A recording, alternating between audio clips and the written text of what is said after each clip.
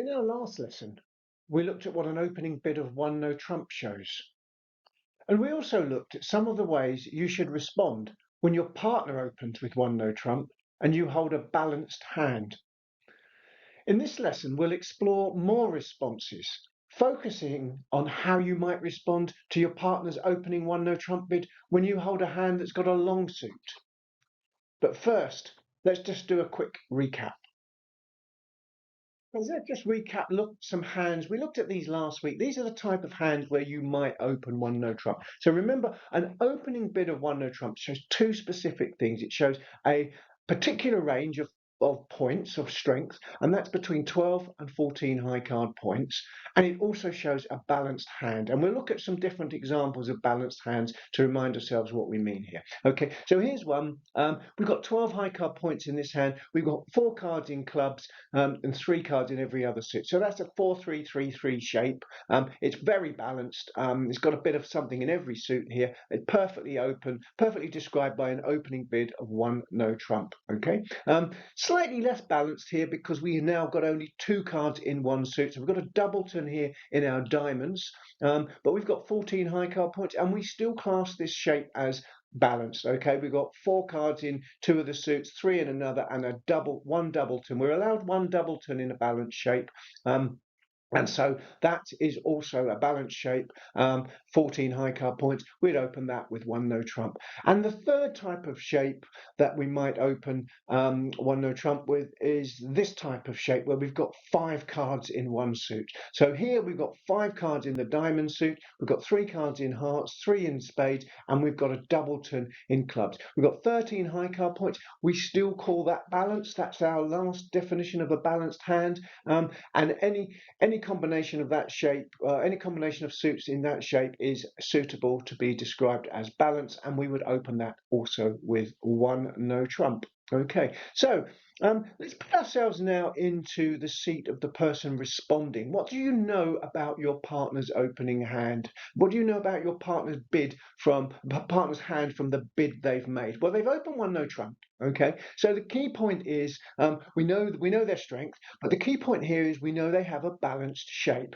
Okay, and a balanced shape means they must have at least 2 cards in every suit. Okay.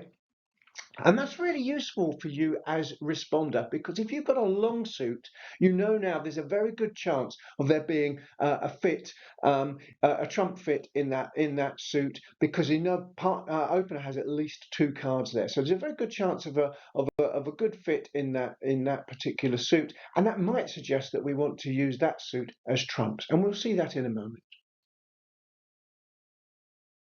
So just a brief recap again on how we responded when we hold a balanced hand. Okay, so partners open one no trump, and we are the responder, and we've got a balanced hand. And if you remember, when we hold a balanced hand, there are 3 different possible responses that we looked at in the lesson. Okay, the first one, the simplest one, if responder has got fewer than 11 high card points, i.e. anything up to and including 10, then you know that there aren't enough points for game here. It's very unlikely there's a game level contract, and the best thing you can do with a balanced shape here is just to pass, and opener would declare a part score contract. Their target would be to make 7 tricks.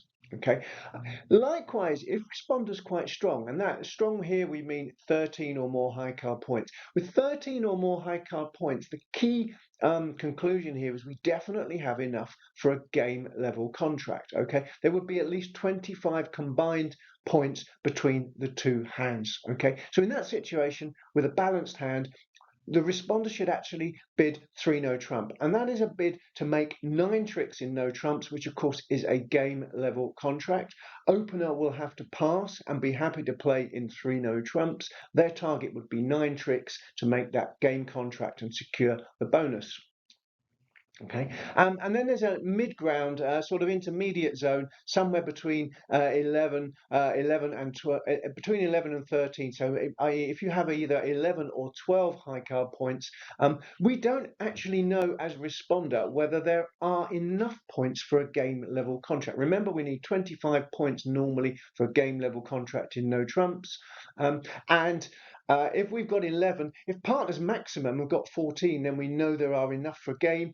Likewise, if we've got 11 or 12 and partner only has a minimum, they've only got 12 for their opening bid, they're unlikely to be enough points for a game level contract here.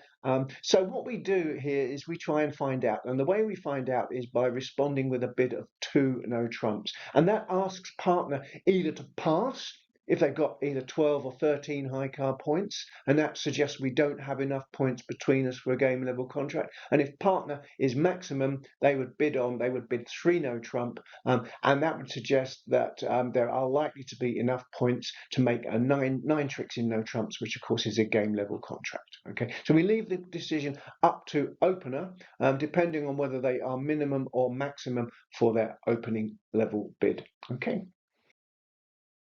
That's what we looked at in lesson 5, and that was responding when we got a balanced hand. Here, now, let's look at a situation where we're responding to our partner's opening bid of 1 no trump, but when we've got a weak hand, but this time we hold a long suit. That's at least 5 cards in any particular suit. Let's look at what our options might be here.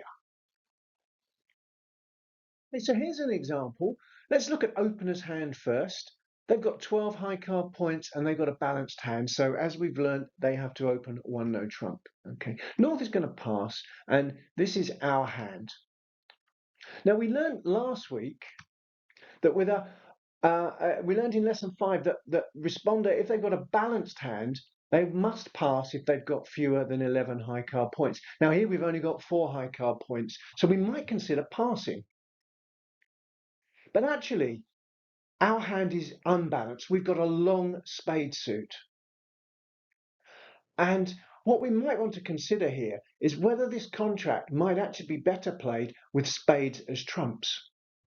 We've got 6 spades. We know that partner has got at least 2. They've opened 1 no trump, so they must have at least 2 cards in every suit.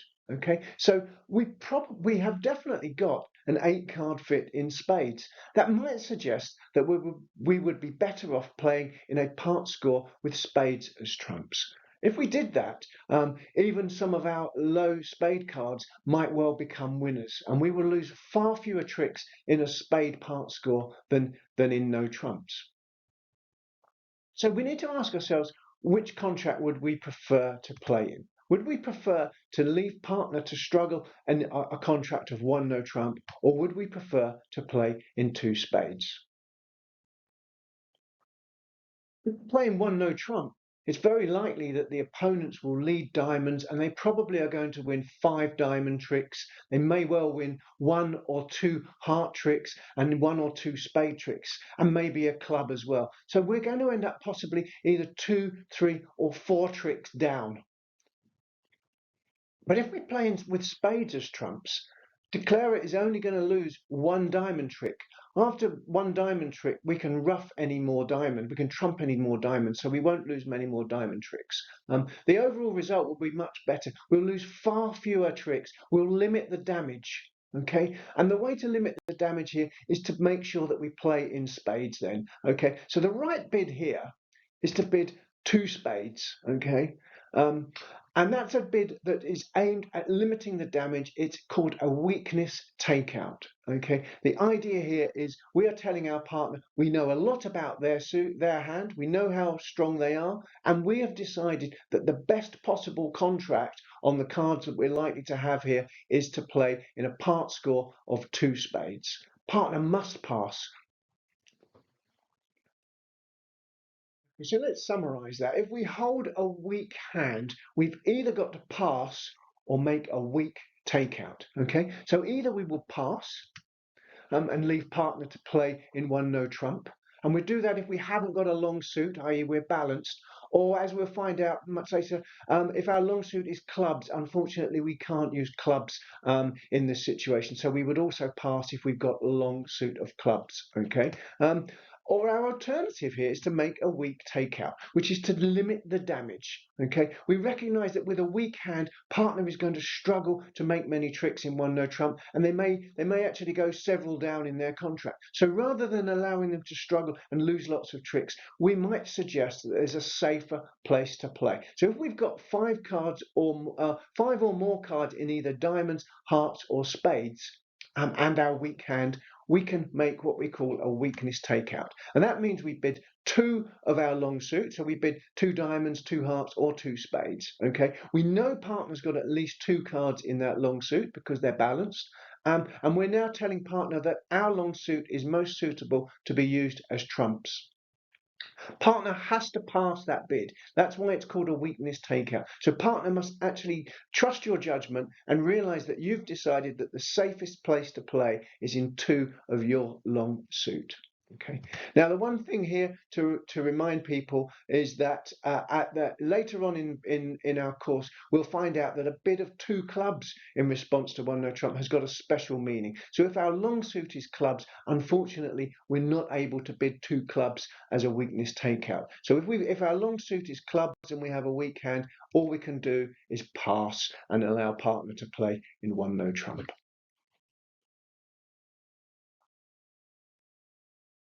Okay, so let's look at some examples of whether or not to use a weak takeout. So partners open one no trump, and we've got a series of weak hands to look at here. Let's see what we can bid in each case. Okay, so hand one, definitely a weak hand. We've only got 4 points. We've got 5 cards in spades. Okay, so the best thing we can do here is actually just bid 2 spades, and that's a weak takeout. It says to partner that in a spade contract we may well be safer, and that's because in no trumps our hand is pretty much useless. Those spades are going to be utterly useless in a no trump contract, but if we make spades trumps, we may well make 2 or 3 tricks from our spade suit, and we've still got the ace of clubs as well, so we will limit the damage. Partner, we will probably still struggle to make the contract, but it would be better than allowing partner to play in one no trump, which might lose a lot more tricks.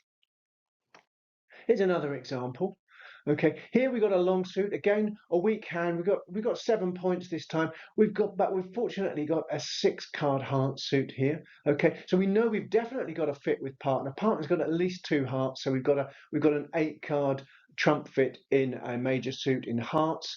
So it's definitely worth bidding 2 hearts here. Okay, again, we're not going to make a lot of tricks because we're so weak. I mean, partner's only got 12 to 14 points themselves. Okay, so we might not expect to make more than 8 tricks. We may have a good chance of making 8 tricks though, because here we've got a 6-card trump suit and at least an ace of spades and perhaps a trick possibly in diamonds. So we might have a chance of making 8 tricks in the combined hands now, and that's by far the best contract here. If we were to leave partner to play in one no trump, our hearts might not be much use to them at all. Okay, so it's much better to use your long suit as the trump suit and limit the damage. Okay, hand number 3. A few more points here, but again, we've got a 6-card diamond suit, and that's the key feature of our hand here. It's a weak hand, 6-card diamond suit. Far better to play with those diamonds as trumps, where even some of the smaller ones will win some tricks. So again, limit the damage, bid 2 diamonds, okay? Otherwise, if we were to play in no trumps, the defense are probably going to win quite a lot of tricks in clubs.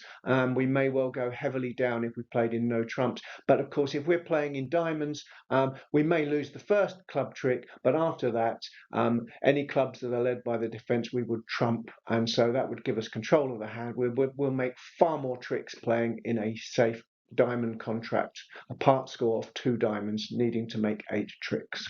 Okay, hand 4. Let's look at this one here. We've also got a weak hand. Really don't like the look of playing in one no trump here. We'd love to play in a club part score here. Our long suit here is clubs, but of course, because our long suit is clubs, we're not allowed to use 2 clubs as a weak takeout. 2 clubs has a special meaning, and we can't bid that at the moment. We haven't found out what 2 clubs means yet, but what we know is we can't use it. So unfortunately, all we can do is pass. We'd love to play in 2 clubs, but that's not a contract that's available to us here. So just pass, and as it says here, grit your teeth and hope for a better hand on the next deal. Okay, partner's not going to be very happy with the dummy, but that's the way the cards are. Okay, last example. hand 5. Here, again, a weak hand, definitely a weak hand. We've got 4, 6, 9 points, so no chance of making a game in no trumps. But we don't have any long suit to take partner out into. We don't know how many hearts, diamonds, how many hearts or diamonds partner's got. They might only have 2 in each of those. So there's no point in suggesting that we play in either of our red suits here. We can't bid 2 clubs, of course, because that has a special meaning. So best thing to do here again is just to pass. We haven't got a long suit to suggest as trumps, so we'll pass. So that's the weak takeout. When you've got a weak hand responding to one no trump with a long suit that isn't clubs, it's often best to bid just 2 of your long suit. Partner must pass, okay? They must trust your judgment, and that's going to be the safest place to play. Okay, so in part 2 of this lesson, we'll look at what happens when you've got a stronger hand and you've got to respond. Okay, but I hope you enjoyed that, and I'll see you in part 2. Thanks now.